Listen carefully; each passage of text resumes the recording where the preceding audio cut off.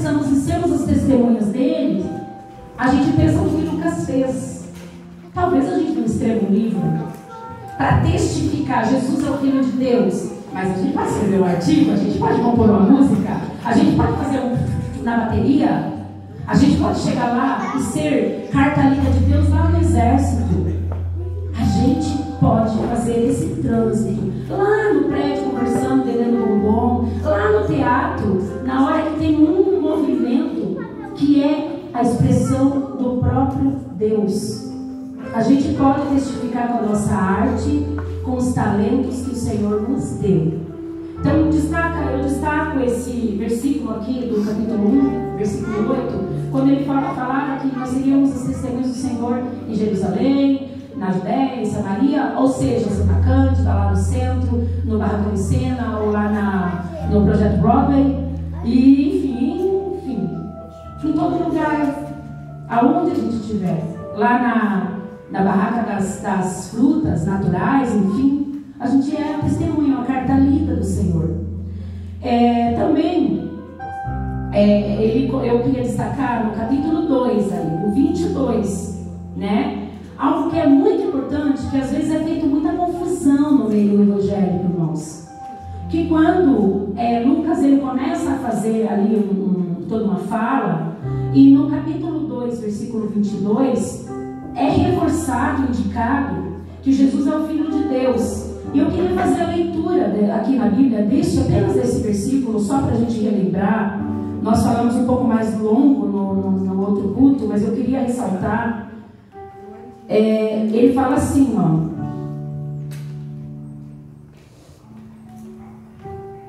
É o capítulo 2, 22. Tá aqui, ó, pra frente. Quem tem sua Bíblia pode pegar no celular também, tá, irmãos? A Bíblia é o lugar onde você pode encontrar toda a força, porque o Senhor se revela através dela, tá? Então, 2, 22, ele fala assim, ó. Olha só.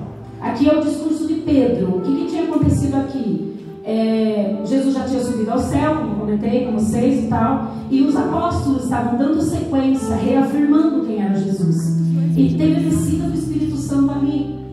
E naquele momento que teve a descida do Espírito Santo, eles começaram a falar em idiomas, vários idiomas, e línguas assim usados pelo Senhor. E as pessoas de outro lugar, de outra nacionalidade, entendiam, né? E aí começaram a pensar que eles estão bêbados, os apóstolos, esse povo todo aí. E aí Pedro faz um discurso explicando. Mas olha que coisa incrível, aqui no 2:22 que eu queria destacar.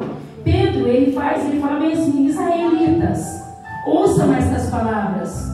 Jesus de Nazaré foi aprovado por Deus diante de vocês por meio de milagres, maravilhas e sinais de Deus. E sinais que Deus fez entre vocês por intermédio dele, como vocês mesmos sabem.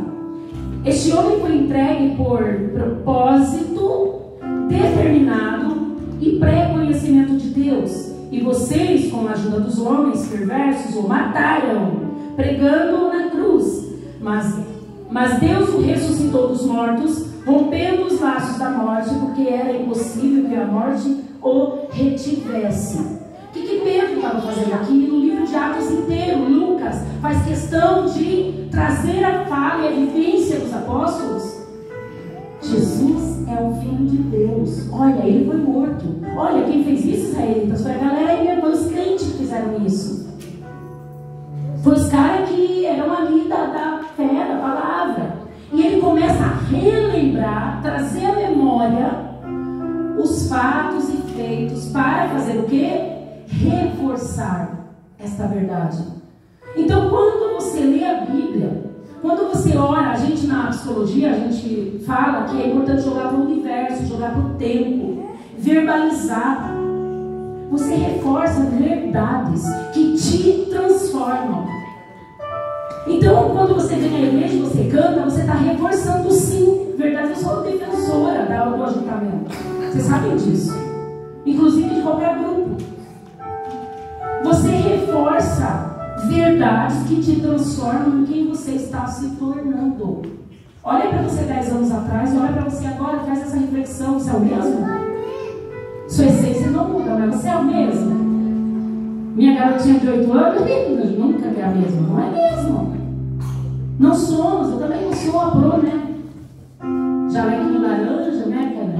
Não somos. Mas tudo, Jane, que nós vamos reforçando se torna verdade e nos transforma. Inclusive o que não é palavra de Deus. Isso é um alerta. E é maravilhoso porque você vai lendo Atos, ele vai chegar daí aqui antes do capítulo 3, na comunhão dos cristãos, o jeito que eles comungavam. E aí eu falei para a igreja, gente, eu quero comer na hora do culto. Todo mundo falou, coloca. Não, já era doida, agora está mais doida, surtou mesmo. Como que come no meio do culto? Pois é, a gente pode tentar, tá ali a mesa, todo mundo com fome, barriga aí, e essa pastora falando. Mas é um treino, não é, João? A gente pode treinar. Vocês vão ficar muito bravos comigo depois? Tipo, nunca mais faz isso? É lindo quando a gente olha no Atos como eles comungavam, irmãos. É maravilhoso. E eu queria reforçar antes da gente passar para a dinâmica da comida, né? Eu queria reforçar com vocês uma coisa que mais para frente a gente vai falar de novo. Eu queria dizer que ele lá, Jesus, quando ele subiu ao céu, ele derramou o Espírito Santo. E quando ele derramou o Espírito Santo, ele disse assim: não é mais igual ao Antigo Testamento, que ele visitava, tipo Saul. Quem já leu o Antigo Testamento lá, os reis e tudo mais, ele era visitado pelo Espírito Santo, depois o Espírito Santo saía. Agora, depois de Jesus, meu camarada, ele se derramou. Você tem noção? Ele se derramou dentro de nós e entre nós. Ele está aqui. Ele está aqui. Você tem noção da intensidade, do poder que é isso? Ele está em mim, no abraço que você recebeu de alguém, ele te abraçou. Quando você abraça alguém com o coração disponível, é ele que está abraçando. Isso é incrível. E eu queria convidar você a se apropriar dessa verdade. Em nome de Jesus.